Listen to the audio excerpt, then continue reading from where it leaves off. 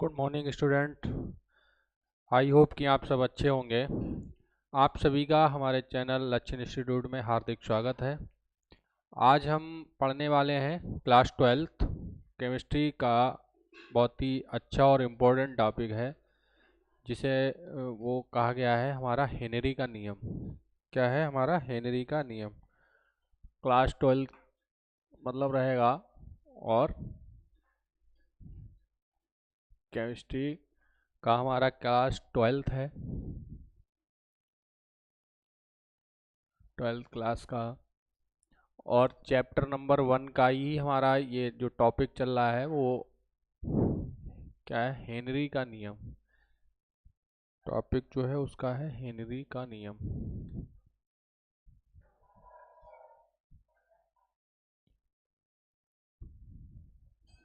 Henry का नियम, इसे हम कहते हैं हेनरीज लॉ।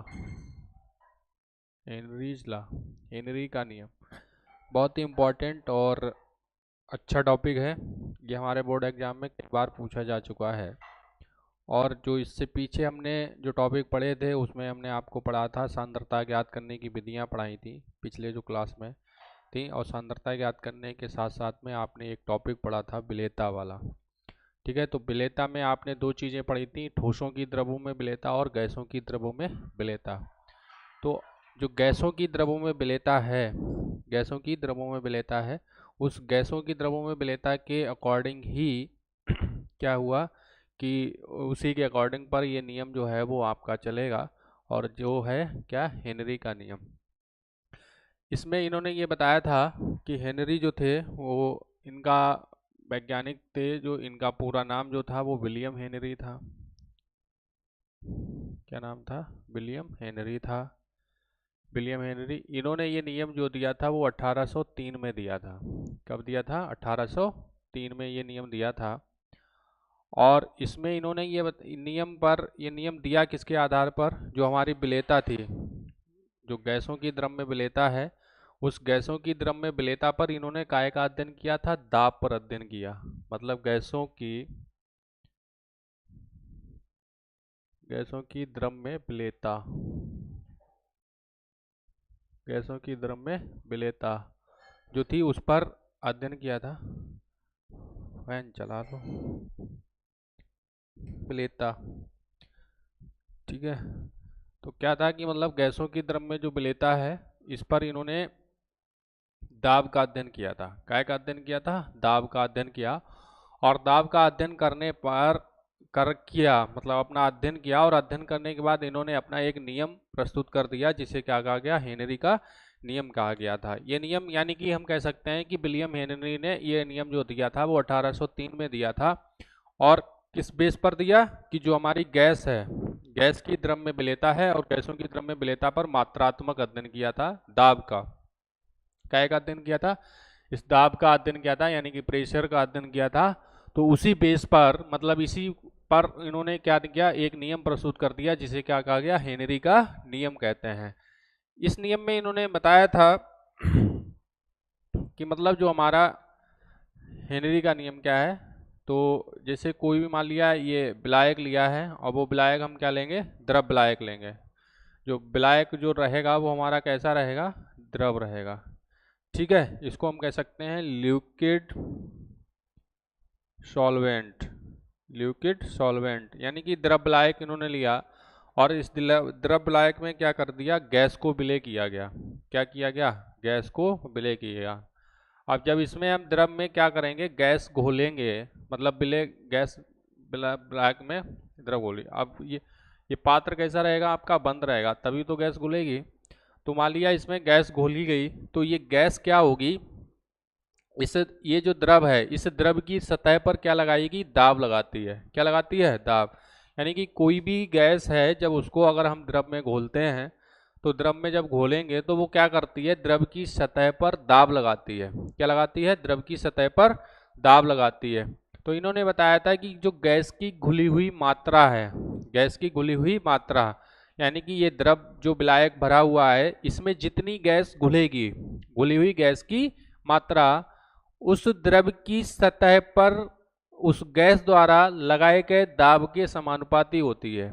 दाब के समानुपाती होती है, इसका मतलब क्या है, यानी कि मान लिया हमने कि गैस की जो इस पर जो विलायक है, इसमें जो गैस की घुली हुई मात्रा है वो क्या है, W है। मान लिया जो गैस की मात्रा घुली है वो क्या है, W है। और गैस द्वारा लगाया गया दाब, मतलब इस द्रव की सतह पर जो गैस दाब लगाती है वो दाब क्या है, आपका P है। दाब को हमने क्या मान लिया, P मान लिया। तो इन्होंने ये बताया था कि किसी भी द्रव विलायक में, मतलब कोई भी विलायक है उसके द्रव विलायक के स्थिर आयतन में, हम एक चीज और बता दें, इसमें ताप को भी आपको क्या रखना है, स्थिर ताप रखना है। स्थिर ताप का मतलब क्या है, ताप को चेंज नहीं करना है। ये हमने जब आपको विलेयता पढ़ाई थी तभी बताया था। जब विलेयता में ही हमने आपको बताया कि ताप को हम चेंज नहीं करेंगे, ताप हमारा स्थिर रहेगा। तो ताप को हमें स्थिर रखना है, उसको हम चेंज नहीं करेंगे। तो स्थिर ताप पर जो हमारा द्रव विलायक होगा, इस द्रव विलायक में घुली हुई गैस की मात्रा, स्थिर ताप पर विलायक के इकाई आयतन में घुली हुई गैस की मात्रा उस गैस द्वारा लगाए गए द्रव की सतह पर लगाए गए दाब के समानुपाती होती है। यानी कि हम कह सकते हैं कि W समानुपाती क्या हो जाएगा, आपका P हो जाएगा।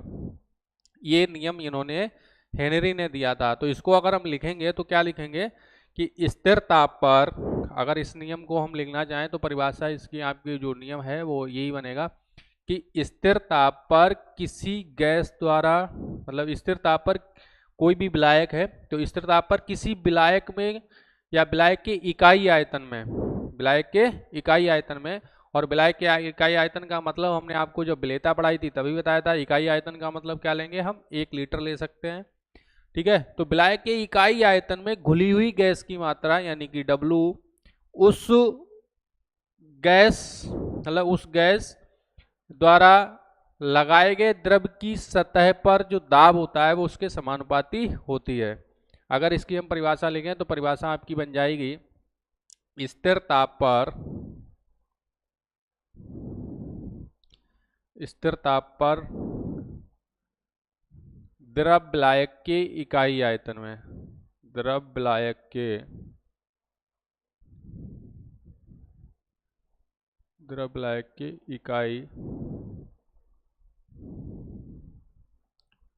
इकाई आयतन में, स्थिर ताप पर द्रव विलायक के इकाई आयतन में घुली हुई गैस की मात्रा, घुली हुई गैस की मात्रा, गैस की मात्रा उस गैस द्वारा, उस गैस द्वारा द्रव की सतह पर, उस गैस द्वारा द्रव की सतह पर लगाए गए दाब के, लगाए गए दाब के समानुपाती होती है, दाब के समानुपाती होती है। यानी कि स्थिर ताप है और स्थिर ताप पर कोई भी हमने विलायक ले लिया है, तो स्थिर ताप पर विलायक के इकाई आयतन में घुली हुई गैस की मात्रा उस द्रव, मतलब उस गैस द्वारा द्रव की सतह पर लगाए गए दाब की समानुपाती होती है। यानी कि हमारा ये द्रव विलायक भरा हुआ है, नीचे हमने आपको बताया है, और इसमें कोई भी गैस हमने घोल दी जिसकी मात्रा क्या है, W है। आयतन मतलब ले लिया है, विलायक का इकाई आयतन रहेगा, तो घुली हुई गैस की मात्रा उसी गैस द्वारा लगाए गए द्रव की सतह पर जो दाब P है उसके समानुपाती होता है। तो नई लाइन से लिख लेंगे, माना, माना विलायक में, माना विलायक में घुली हुई गैस की मात्रा, में घुली हुई गैस की मात्रा, गैस की मात्रा W तथा गैस द्वारा द्रव की सतह पर, गैस द्वारा द्रव की सतह पर लगाया गया दाब, W तथा गैस द्वारा द्रव की सतह पर लगाया गया दाब P हो तो क्या हो जाएगा आपका W समानुपाती P, W समानुपाती P, और यहाँ से समानुपाती का चिन्ह हटाएगा तो एक स्थिरांक आ जाएगा जिसे हम क्या कहेंगे K इंटू पी। इसको समीकरण नंबर हम क्या मान लेंगे, 1 मान लेंगे। तो जहाँ आपका क्या रहेगा कि जहाँ जो K है ये क्या है आपका, जहाँ K बराबर क्या रहेगा आपका, एक स्थिरांक होता है। K बराबर क्या होता है, एक स्थिरांक होता है, और इसका मान जो होता है वो किस पर निर्भर करता है, ताप पर निर्भर करता है। ताप और उस गैस की द्वारा लगाए गए द्रव की सतह पर जो दाब होता है उस पर निर्भर करता है। ठीक है, तो आई होप कि आपको ये नियम समझ में आ गया होगा।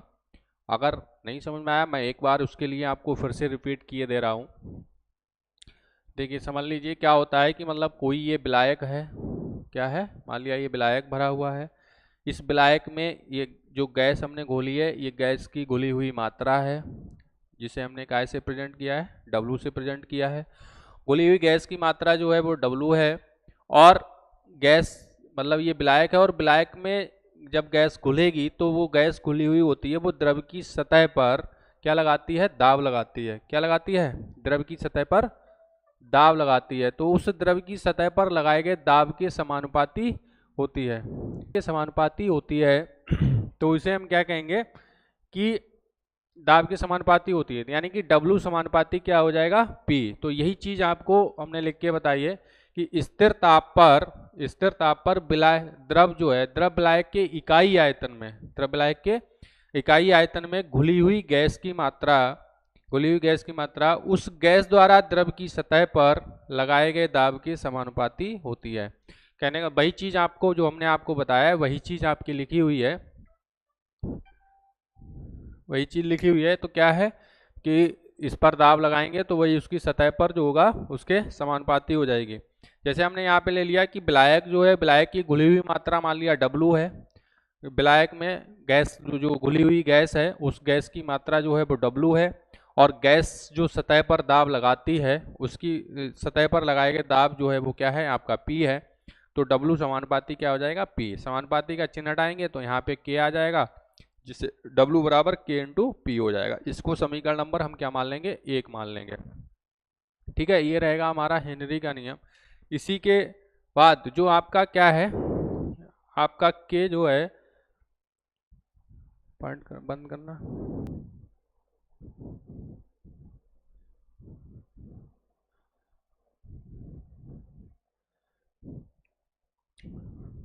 ठीक है। अब देखिए आगे इसी में देखते हैं कि ये क्या रहा आपका, जो W बराबर K इंटू पी निकल के आया है, इसी का हम देखते हैं कि आगे इसी में क्या होता है कि जो हेनरी का नियम है ये अभी हमने आपको बताया है कि निकल के आया आपका क्या, W समानुपाती K था, और बराबर में क्या निकल के आया, W K इंटू पी। इसको समीकरण नंबर हमने 1 माना है। ठीक है, क्या माना है, 1 माना है। अब जो गैस की द्रव्य विलेयता है, यहाँ पे लिखेंगे गैसों की द्रव्य विलेयता, गैसों की द्रव्य विलेयता को, गैसों की द्रव्य विलेयता को गैस के मोल प्रभाज, गैस के मोल प्रभाज, मोल प्रभाज मतलब मोल फ्रैक्शन, गैसों की द्रव्य विलेयता को गैस के मोल प्रभाज के रूप में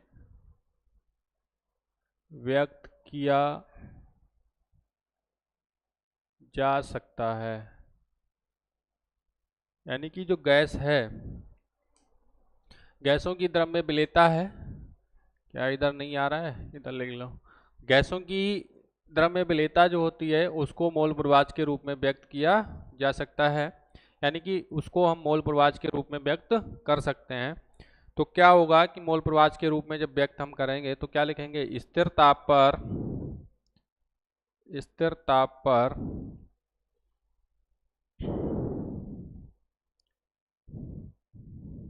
स्थिर ताप पर गैस स्थिर ताप पर गैस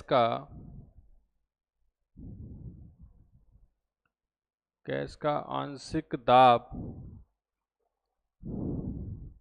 ऐसे मत लिखो, स्थिर ताप पर गैस का मोल प्रवाह, स्थिर ताप पर गैस का मोल प्रवाह उस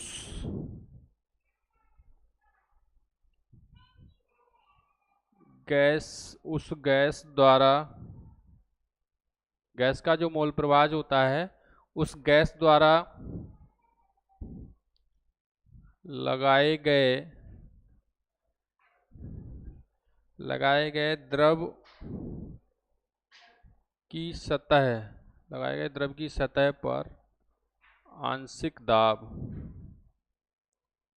मतलब जो द्रव की सतह पर दाब लगाया जाता है, द्रव की सतह पर आंशिक दाब के समानुपाती होता है, समानुपाती होता है। ठीक, मतलब जो दाब है वो किसके समानुपाती होगा, आंशिक दाब के समानुपाती होता है। यानी कि जो दाब है वो समानुपाती होता है किसके, मोल प्रवाह। जब मोल प्रवाह को हम कैसे प्रदर्शित करते हैं, एक्स से प्रदर्शित करते हैं, ठीक है, और एक्स से प्रदर्शित करते हैं, और एक्स वो होती क्या है, आपकी गैस होती है, मतलब गैस के मोल प्रवाह के समानुपाती होता है। तो P आपका आंशिक दाब हो गया, ठीक है, ये समानुपाती हो गया। एक्स जो होता है आपका मोल प्रवाह होता है, अब वो मोल प्रवाह काय का है, गैस का है, तो इसलिए यहाँ पे हमने क्या लिख दिया, गैस का मोल प्रवाह। इसका मतलब हो जाएगा गैस का मोल प्रवाह के समानुपाती होता है। समानुपाती का यहाँ से चिन्ह हटाएंगे तो P बराबर लगाएंगे तो समानुपाती का चिन्ह हटेगा तो एक स्थिरांक आ जाएगा जिसे हम क्या ले लेंगे, KH ले लेंगे, और इंटू एक्स गैस हो जाएगा। क्या हो जाएगा, एक्स गैस हो जाएगा। ये समीकरण बन जाएगी। इसको समीकरण नंबर हम क्या मान लेंगे, 2 मान लेंगे। जहां आपका क्या है, यहाँ KH जो है वो एक स्थिरांक है, क्या है, स्थिरांक है, ठीक है, और इसे क्या कहते हैं हम, स्थिरांक है, और इसी को हम हेनरी स्थिरांक कहते हैं। इसे हम क्या कहेंगे, हेनरी स्थिरांक कहते हैं। क्या कहते हैं, हेनरी स्थिरांक कहते हैं। मतलब जो KH है ये आपका क्या कहलाता है, हेनरी स्थिरांक कहलाता है, हेनरी स्थिरांक कहते हैं, ठीक है। इसका मान जो होता है वो गैस की प्रकृति पर निर्भर करता है, मतलब जो KH है, KH का जो मान है वो गैस की प्रकृति पर निर्भर करता है, गैस की प्रकृति पर निर्भर करता है, गैस की प्रकृति पर निर्भर करता है। मतलब ये रहा गैस की प्रकृति पर, तो ये रहा आपका हेनरी का नियम, ठीक है। क्या है कि स्थिर ताप पर गैस का जो मोल प्रवाह होता है उस गैस का मोल प्रवाह, यानी कि गैस क्या है आपकी, विलेय है, तो विलेय जो उपस्थित होता है उसी के मोल प्रवाह के समानुपाती होता है। तो उस गैस के मोल प्रवाह के और गैस के मोल प्रवाह के और उस गैस द्वारा लगाया गया जो आंशिक दाब है, मतलब द्रव की सतह पर जो दाब लगाती है, तो उस आंशिक दाब के समानुपाती होता है। यानी कि P समानुपाती क्या हो जाएगा, X गैस हो जाएगा। X गैस का मतलब होता है यहाँ पे X जो है वो आपकी गैस है, इसलिए इसको X गैस लिखा हुआ है समानुपाती, और P जो है वो आपका आंशिक दाब है। तो यहाँ से हम समानुपाती का चिन्ह हटा जाएंगे, KH आ जाएगा, तो P समान बराबर KH इंटू एक्स गैस हो जाएगा।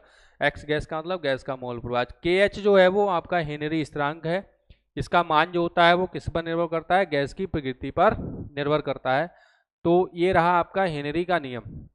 अब हमको क्या पढ़ना है, इसके अनुप्रयोग पढ़ने हैं। हेनरी नियम के अनुप्रयोग क्या होते हैं, आइए देखते हैं।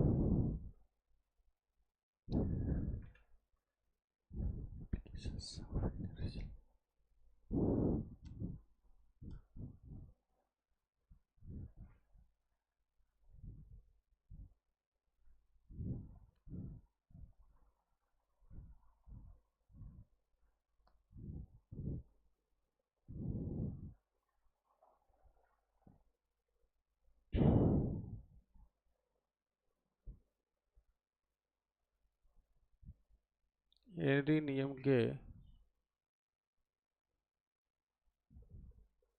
अनुप्रयोग, हेनरी नियम के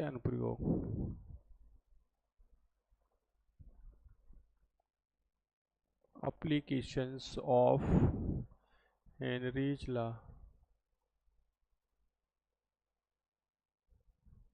एप्लीकेशंस ऑफ हेनरीज लॉ, ठीक है, हेनरी नियम के अनुप्रयोग,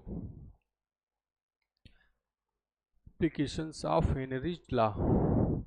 तो देखिए अनुप्रयोग इसके क्या हैं, पहले हम बात करेंगे तो हेनरी नियम का अनुप्रयोग क्या होता है कि आपके शीतल पेय पदार्थ जो होते हैं, शीतल पेय एवं सोडा वाटर में, शीतल पेय एवं सोडा वाटर में, शीतल पेय में, शीतल पेय का मतलब होता है जो आपके ठंडे पेय पदार्थ होते हैं उन्हीं को हम शीतल पेय कहते हैं। जैसे आपने कहीं जाते हैं रेलवे स्टेशन वगैरह तो उस पर लिखा होता है शीतल पेय, पानी पीने की जगह होती है उस पर पानी पे लिखा होता है शीतल पेय एवं सोडा वाटर में।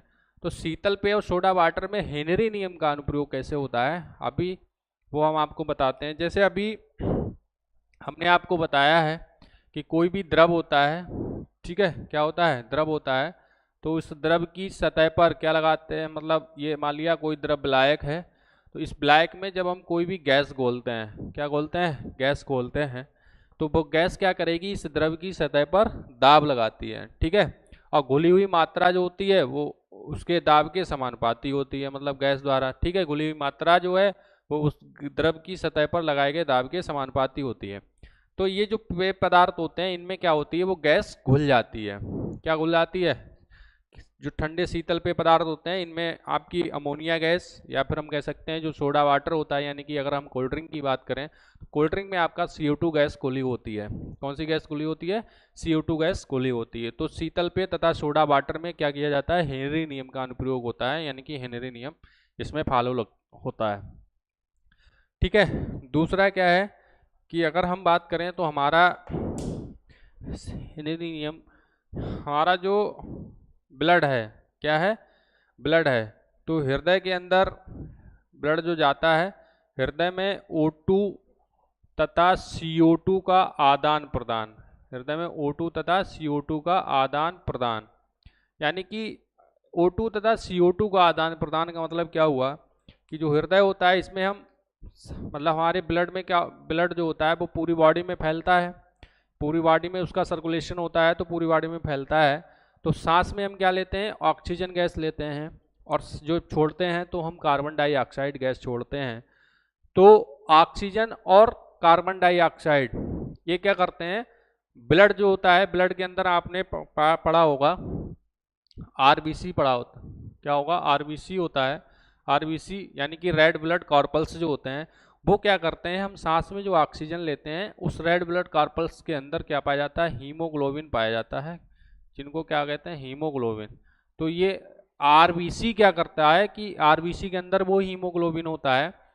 तो जो हम सांस में ऑक्सीजन लेते हैं RBC के कण जो होते हैं, यानी कि रेड ब्लड कॉर्पल्स जो होते हैं या RBC के कण जो होते हैं वो उसको क्या करते हैं, ऑक्सीजन को ऑब्जर्व कर लेते हैं, ठीक है, जब उसको सोखते हैं और जब ब्लड पूरे बॉडी में घूमता है तो वो ऑक्सीजन को पूरी बॉडी के अंदर मतलब बॉडी में लेकर घूमते हैं। तो ऑक्सीजन जब उसके अंदर जाती है तो ये हीमोग्लोबिन जो होता है वो ऑक्सी हीमोग्लोबिन में परिवर्तित हो जाता है, मतलब उसका ऑक्सीकरण हो जाता है। और जो होता है ऑक्सीकरण होता है तो यानी कि वो उसके अंदर जो जटिल अणु होते हैं, क्या होते हैं, जटिल अणु होते हैं, वो जटिल अणु जो होते हैं वो क्या होता है, उसमें टूट जाते हैं, सरल अणुओं में टूट जाते हैं और ऑक्सीकरण हो जाता है, वहां से हमें ऊर्जा मिलती है। वो खैर बहुत लंबी प्रोसेस है, बायोलॉजी की प्रोसेस है। इसमें हमें क्या करना है, केवल O2 और CO2 को आदान प्रदान की हम बात करेंगे तो रेड ब्लड कॉर्पल्स जो होता है, जब वो ऑक्सीजन हम सांस में लेते हैं तो बॉडी के अंदर ब्लड में क्या होती है, वो ऑक्सीजन घुलती है, क्या होती है, ऑक्सीजन घुलती है। कहने का मतलब ये कि जो ब्लड है हमारा, यानी कि जो रक्त है, वो रक्त आपका कैसा है, यानी कि जो ब्लड है वो आपका कैसा है, द्रव है, लिक्विड है। और द्रव में जब हम O2 सांस लेते हैं तो वो क्या होती है, रक्त के अंदर घुल जाती है, यानी कि ब्लड में वो घुल जाती है। जब वो ब्लड में घुलती है तो वो क्या करेगी, ब्लड में जब घुलेगी तो उसके रक्त की जो सतह होगी, द्रव की जो सतह होती है उस पर क्या लगाती है, दाब लगाती है।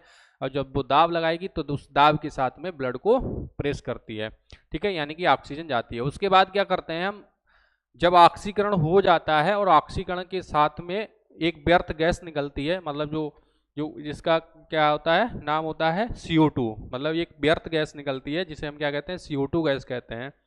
तो ये CO2 जो गैस निकलती है वो भी जिस तरीके से ऑक्सीजन हमारी बॉडी में मतलब बॉडी के अंदर ब्लड ले जाता है, उसी तरीके से CO2 को भी वो क्या करता है, बाहर लेके आता है। यानी कि तो हृदय के अंदर जो हमारा O2 और CO2 का जो आदान प्रदान होता है वो हेनरी नियम पर आधारित है। क्या है? हेनरी नियम पर आधारित है। तीसरा की बात करें, ठीक है, तीसरा नियम जो है वो हमारा क्या होता है कि जो बहुत अधिक ऊंचाई पर रहते हैं, क्या रहते हैं, बहुत अधिक ऊंचाई पर लोग रहते हैं, तो अधिक ऊंचाई पर जो लोग व्यक्ति रहते हैं उनकी सोच जो होती है वो स्पष्ट नहीं रहती है। सोच जो होती है वो स्पष्ट नहीं रहती है। यानी कि कैसे? जैसे क्या होता है कि O2 जो हमारा मैदानी क्षेत्र है, इस मैदानी क्षेत्र में क्या होता है, मैदानी क्षेत्र का मतलब जहाँ पर हम लोग समतल की जगह पर जहाँ हम लोग रहते हैं, यहाँ का ऑक्सीजन घनत्व जो होता है वो अधिक होता है। ऑक्सीजन घनत्व जो होता है वो अधिक होता है, ठीक है, यहाँ का ऑक्सीजन घनत्व अधिक होता है। और जो O2 मतलब बहुत अधिक ऊंचाई पर रहते हैं, अधिक ऊंचाई पर, ठीक, बहुत अधिक ऊंचाई पर जो लोग रहते हैं, तो अधिक ऊंचाई पर रहने वाले जो व्यक्ति हैं वहाँ मतलब अधिक ऊंचाई पर जो ऑक्सीजन है वहाँ का घनत्व जो होता है बहुत कम होता है। जब ऑक्सीजन घनत्व कम होता है, जब ऑक्सीजन घनत्व कम होगा तो हम लोगों के शरीर में O2 की जो मात्रा होती है वो अधिक मात्रा में घुलती है। ठीक है, क्या क्या घुलेगी, मतलब हमारा जो ब्लड होता है मैदानी क्षेत्र में जो व्यक्ति रहते हैं, यानी कि जो समतल पर जो व्यक्ति रहते हैं, उनके शरीर में ऑक्सीजन की मात्रा ठीक मात्रा में घुलती है। जैसे हम क्या करते हैं, हमारी बॉडी में हमें ऑक्सीजन चाहिए है तो ब्लड में ऑक्सीजन घुल जाती है। तो हमारा जब ऑक्सीजन घनत्व अधिक होता है तो इसलिए हमारे ब्लड में ऑक्सीजन जो होती है वो ठीक मात्रा में घुलती है, यानी कि अधिक मात्रा में घुल जाती है। और जो लोग व्यक्ति ऊंचाई पर रहते हैं, मतलब बहुत अधिक ऊंचाई पर पहाड़ी क्षेत्र में या फिर अधिक ऊंचाई पर वैसे रहते हैं, तो वो व्यक्ति जो होते हैं वहाँ का ऑक्सीजन घनत्व जो होता है कम होता है। और जब ऑक्सीजन घनत्व कम होगा तो उनके ब्लड में ऑक्सीजन की मात्रा कम घुलती है। क्या घुलेगी? कम घुलेगी। यानी कि हम कह सकते हैं कि यहाँ पर जो ऊंचाई पर रहने वाले व्यक्ति जो होते हैं इनके ब्लड में ऑक्सीजन की मात्रा कम हो जाती है, क्योंकि जब कम मात्रा घुलेगी तो जब मात्रा कम घुलेगी तो कम मात्रा घुलेगी तो वहां पर उनके शरीर में, यानी कि उनके शरीर में जो उनका रक्त होता है, उनके रक्त में ऑक्सीजन की मात्रा कम हो जाती है। तो इसमें अगर हम लिखना चाहें तो क्या लिखेंगे कि अधिक ऊंचाई पर रहने वाले जो व्यक्ति होते हैं उनके शरीर में या उनके रक्त में ऑक्सीजन की मात्रा कम हो जाती है। और जब ऑक्सीजन की मात्रा कम हो जाती है तो उनकी जो सोच होती है वो स्पष्ट नहीं रहती है, सोच स्पष्ट नहीं रहती है, मतलब वो कंफ्यूजन में रहते हैं। ठीक है, कि कोई भी किसी भी इस चीज को समझ नहीं सकते, एकदम डायरेक्टली नहीं कह सकते हैं कि वो चीज होगी, मतलब उनके अंदर असमंजस रहता है, स्पष्ट सोच जो होती है वो उनकी स्पष्ट नहीं रहती है। और जब सोच स्पष्ट नहीं रहती है तो इस चीज को हम कहते हैं एनाक्सिया कहते हैं। क्या कहते हैं? एनाक्सिया कहते हैं। ठीक है, जो व्यक्ति अधिक ऊंचाई पर रहते हैं उनके शरीर में या हम कह सकते हैं कि उनके रक्त में ऑक्सीजन की मात्रा कम हो जाती है।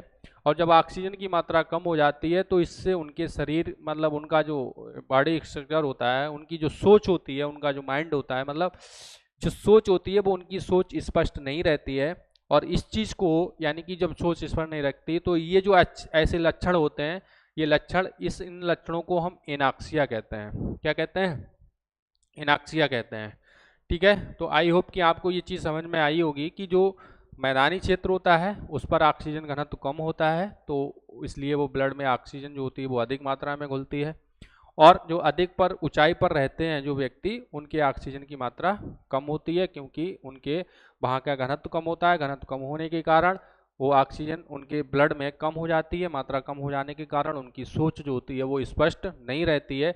और सोच स्पष्ट नहीं रहती है तो इन लक्षणों को हम कहते हैं एनाक्सिया कहते हैं। 14 पॉइंट हम आपको बताएंगे कि जो हमारे समुद्र में गोताखोर होते हैं, क्या होते हैं? गोताखोर होते हैं, गोताखोर। 14 पॉइंट यहीं लिख। 14 पॉइंट क्या होते हैं? जो हमारा गोताखोर होते हैं, यानी कि जो गोता लगाते हैं। ठीक, तो गोता लगाते हैं तो वहाँ पे हमारा जो सतह होती है, सतह में ऑक्सीजन जो होती है वो, मान लिया द्रव की सतह होगी, यहाँ पर ऑक्सीजन जो होता है वो अधिक मात्रा में घुलती है। क्या होती है? अधिक मात्रा में, क्योंकि सतह पर क्या होता है, हमारा ऑक्सीजन घनत्व तो ज़्यादा होता है। जब वो पानी के अंदर जाते हैं, पानी के अंदर जाते हैं तो वहाँ पे ऑक्सीजन घनत्व तो कम होता है। ऑक्सीजन घनत्व कम होता है, इस कारण वहाँ पे जब वो सांस लेते हैं तो वहाँ पे ऑक्सीजन की मात्रा क्या होती है, कम हो जाती है। कि जब वो सांस लेते हैं तो ऑक्सीजन की मात्रा जो होती है वो कम हो जाती है, और यहाँ पर मतलब जब वो द्रव की सतह पर आते हैं तो ऑक्सीजन की मात्रा अधिक हो जाती है। जैसे मान लिया ये है, ये कोई मतलब द्रव है, ये द्रव की सतह है, और मान लिया ये गहराई है पूरा, इसमें पानी भरा है। तो जब गोताखोर मान लिया नीचे जाता है, यहाँ पर आएगा, मान लिया सतह नीचे जाता है, जब पानी में डुबकी लगाएगा तो वहाँ पे क्या होता है, ऑक्सीजन की घनत्व तो कम होता है, इसलिए जब वो सांस तो लेता है, सांस मिल जाएगी क्योंकि वो सिलेंडर लेके जाते हैं, पीछे उनका सिलेंडर लदा लदा होता है, तो सिलेंडर ले जाते हैं, ऑक्सीजन घनत्व तो यहाँ पे क्या हो जाता है, कम हो जाता है। और जब वो गोताखोर ऊपर आता है, मतलब पानी में ऊपर आता है, इस द्रव की सतह पर ऊपर आएगा तो वो सांस लेता है, तो वहाँ पर ऑक्सीजन जो होती है वो ज़्यादा होती है, तो ऑक्सीजन एक साथ मतलब उसमें ब्लड में घुलेगी। तो हमारी जो श्वास नलिका होती है, यहाँ पर ऑक्सीजन कम होती है, यहाँ पे ऑक्सीजन ज़्यादा होती है। जैसे वो ऊपर आएगा तो ये सांस नलिका होती है, मान लिया ये नली है, तो जब वो अधिक मात्रा में सांस लेता है तो उसमें एक बुलबुला टाइप का बन जाता है। क्या बन जाता है, उस नली में क्या होता है, श्वास नली में एक बुलबुला टाइप का बन जाता है, जिससे क्या करते हैं कि दोबारा जब वो सांस लेता है तो ये बुलबुला जो होगा, कहने का मतलब ये जो छल्ला टाइप का बन जाएगा, ये छल्ला जो होता है वो जब सांस में मतलब दोबारा ऑक्सीजन जाती है तो ये छल्ला क्या करता है, उस सांस को पूरी तरीके से अंदर नहीं जाने देता है, यानी कि सांस में क्या करता है, अवरोध उत्पन्न करता है। तो अवरोध उत्पन्न करता है, तो इन लक्षणों को या फिर ऐसी बीमारी को हम क्या कहते हैं, वेंट्स कहते हैं। क्या कहते हैं, वेंट्स कहते हैं। तो वेंट्स नामक बीमारी से बचने के लिए, अब वेंट्स होती क्या है, अब वेंट्स नामक जब ये छल्ला बन जाएगा, सांस पूरी तरीके से बॉडी के अंदर नहीं पहुंचेगी, मतलब ऑक्सीजन जो होती है वो हमारे शरीर में पूरी तरीके से बॉडी नहीं पहुंचती है, तभी जो शरीर जो होता है वो कैसा हो जाएगा, उनका टेढ़ा मेढ़ा हो जाता है। कैसा हो जाता है, टेढ़ा मेढ़ा, मतलब पैर टेढ़े हो जाएंगे या हाथ टेढ़े हो जाएंगे, तो बॉडी स्ट्रक्चर जो होती है वो टेढ़ी बन जाती है। तो यानी कि गोताखोर जो होते हैं वो बेंट्स नामक बीमारी से ग्रसित हो जाते हैं। तो इस बेंट्स नामक बीमारी से बचने के लिए जो गोताखोर होते हैं वो हीलियम मिश्रित वायु का प्रयोग करते हैं। जो टैंक होता है उसमें, उस टैंक में हीलियम मिश्रित वायु का प्रयोग किया जाता है। जो गोताखोर समुद्र में गोता लगाते हैं, क्या करते हैं, समुद्र में गोता लगाते हैं, तो जो गोता लगाते हैं तो उनके पीछे जो सिलेंडर लगा होता है, उस सिलेंडर में हीलियम मिश्रित वायु का प्रयोग किया जाता है। और वो हीलियम मिश्रित वायु का प्रयोग करते हैं क्योंकि इस बेंट्स नामक बीमारी से बच सकें। तो हीलियम मिश्रित वायु में क्या क्या होता है, इसमें 3 गैसें मिली होती हैं। एक आपका हीलियम होता है, हीलियम होता है यानी कि He होता है। दूसरा आपका नाइट्रोजन होता है, क्या होता है, नाइट्रोजन होता है यानी कि N2 होता है। ठीक है, हीलियम, नाइट्रोजन, और तीसरा जो होता है वो आपका ऑक्सीजन होता है। इन 3 गैसों का मिश्रण होता है। मतलब हम कह सकते हैं कि हीलियम मिश्रित वायु में आपका हीलियम, नाइट्रोजन और ऑक्सीजन, ये 3 गैसों का मिश्रण होता है। ठीक है, 3 गैसों का मिश्रण होता है। तो ये 3 गैसें जो होती हैं वो मिश्रण में, जो टैंक होता है उन 3 गैसों, इन 3 ही गैसों का मिश्रण जो होता है वो उसके अंदर भरा जाता है। तो वो होती है, इसलिए वो सिलेंडर जो होते हैं वो ऑक्सीजन का सिलेंडर जो पीछे बोलते हैं पीठ पे लदा होता है, तो वो ऑक्सीजन सिलेंडर ना होकर के वो कौन सा होता है, हीलियम मिश्रित वायु का सिलेंडर होता है, और उसमें ये 3 गैसों का मिश्रण होता है। ऑक्सीजन की मात्रा भी उसके अंदर होती है, नाइट्रोजन होता है और मतलब नाइट्रोजन, ऑक्सीजन और हीलियम, इन 3 गैसों का मिश्रण होता है और उसमें ये 3 गैसें भरी होती हैं। तो ये रहे आपके हेनरी नियम के अनुप्रयोग। इसके बाद हम पढ़ते हैं हेनरी नियम की सीमाएं, limitations of Henry's law. Limitations of Henry's law मतलब इसमें क्या होगा,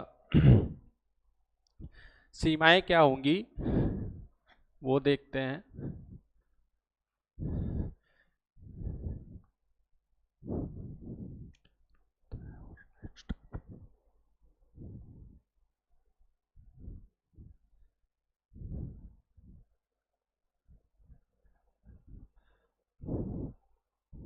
देखिए क्या होता है, हेनरी नियम की सीमाएं, हेनरी नियम की सीमाएं, ठीक, limitations, limitations of Henry's law. अब लिमिटेशंस ऑफ हेनरीज लॉ मतलब इसकी सीमाएं क्या होंगी, तो पहली सीमा हम आपको बता दें कि जो दाब है हमारा, दाब बहुत अधिक नहीं होना चाहिए, अधिक नहीं होना चाहिए।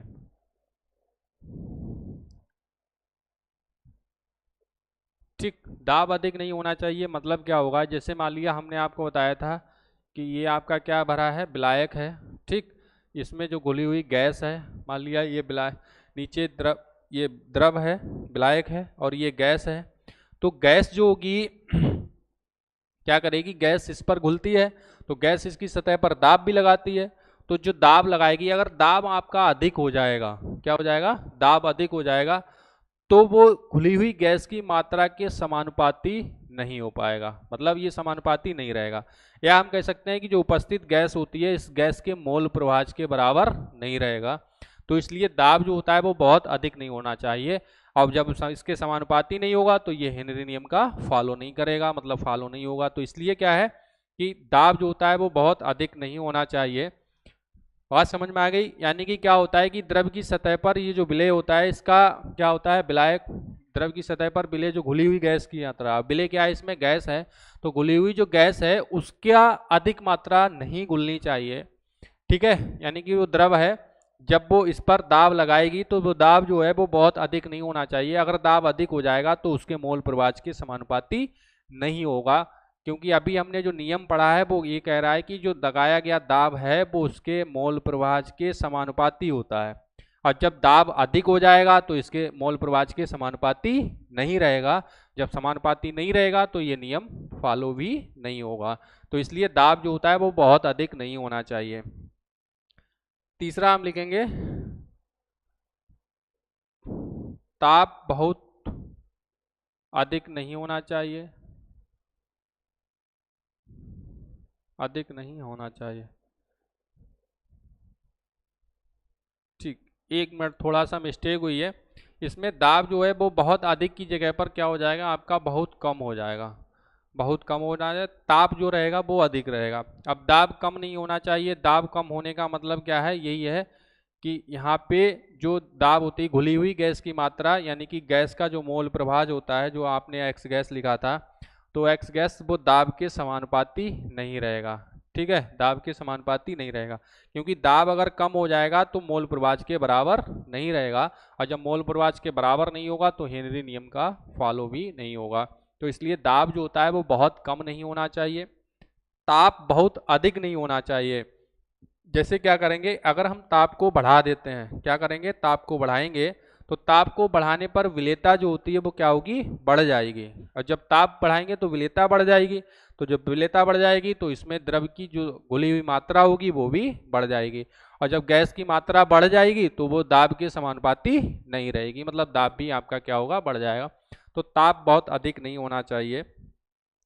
तीसरा पॉइंट रहेगा कि गैस की जो द्रव्य विलेयता है, गैस की द्रव्य विलेयता, गैस की द्रव्य विलेयता जो है वो बहुत अधिक नहीं होनी चाहिए। गैस की द्रव्य विलेयता बहुत अधिक नहीं होनी चाहिए, मतलब अगर विलेयता ज्यादा होगी तो क्या होगा, विलेयता अगर ज्यादा होगी तो क्या होगा, गैस की अधिक मात्रा घुलेगी, और जब गैस की मात्रा अधिक घुलेगी तो वो दाब के समानुपाती नहीं रहेगी, गैस की द्रव की सतह पर दाब के समानुपाती नहीं होती है। ठीक है, चौथी क्या है कि जब हम गैस का मतलब ये दाब आप नापेंगे तो गैस की जो अवस्था है वो अपरिवर्तित होनी चाहिए, गैस की अवस्था अपरिवर्तित होनी चाहिए। अपरिवर्तित मतलब उसको बदलना नहीं चाहिए।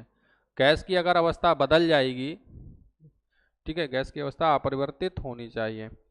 गैस की अगर अवस्था बदल जाएगी तो गैस की अवस्था बदलने से क्या होगा कि जब गैस बदल जाएगी, अवस्था का मतलब पहले क्या है, वो गैस है, और अगर वो अवस्था बदल गई, मतलब विलयन में घुलने के बाद अगर उसकी अवस्था बदल गई यानी कि वो द्रव बन गई, तो जब द्रव बन जाएगी तो फिर उसका दाब गैस ही नहीं रहेगी, तो उसका मतलब जो है आंशिक दाब या मोल प्रवाह या फिर उसकी मात्रा जो होगी वो नहीं मिलेगी, तो वो हेनरी नियम का पालन नहीं करेगी। यानी कि ये हमारी हेनरी नियम की सीमाएं रही। दाब जो होता है वो कम होना चाहिए, ताप अधिक नहीं होना चाहिए, गैस की जो द्रव्य विलेयता है वो बहुत अधिक नहीं होनी चाहिए, और गैस की जो अवस्था है वो अपरिवर्तित रहनी चाहिए।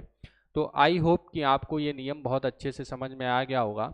आज के लिए हम इतना रखते हैं, और नेक्स्ट में आपका मतलब नेक्स्ट क्लास में आपको मिलेगा राउल्ट का नियम और राउल्ट के नियम की सीमाएं। बहुत ही बढ़िया टॉपिक है। आज के लिए इतना। राम राम, धन्यवाद।